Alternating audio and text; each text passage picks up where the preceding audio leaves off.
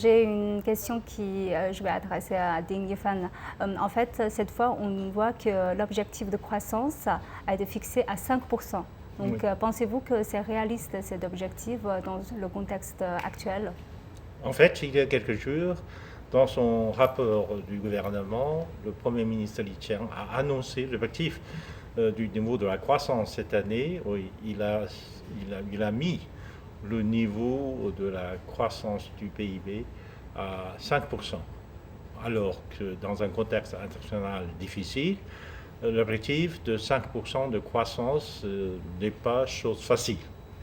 Car depuis l'arrivée de Donald Trump au pouvoir, il lance une guerre de droit de douane contre tout le monde.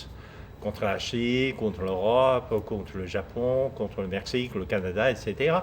Donc cela va créer des difficultés extraordinaires pour le maintien de la chaîne de valeur à travers le monde.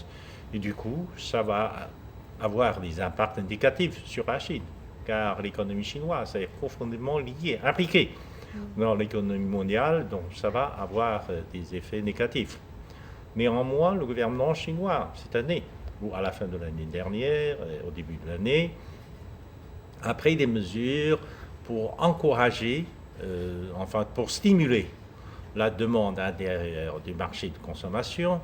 Je suis sûr que ça va relâcher un peu plus de capacité de consommation des marchés chinois. Car la Chine est en train de devenir le marché le plus important de consommation du monde.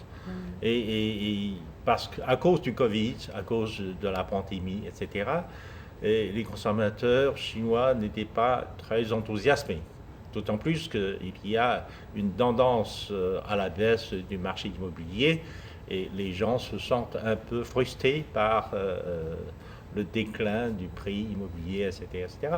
Mais tout cela est en train de se stabiliser et les mesures prises par le gouvernement serviraient à encourager encore davantage la consommation. Donc on pense raisonnablement qu'il va y avoir un rebond de la consommation à partir au moins à partir du printemps, de l'été.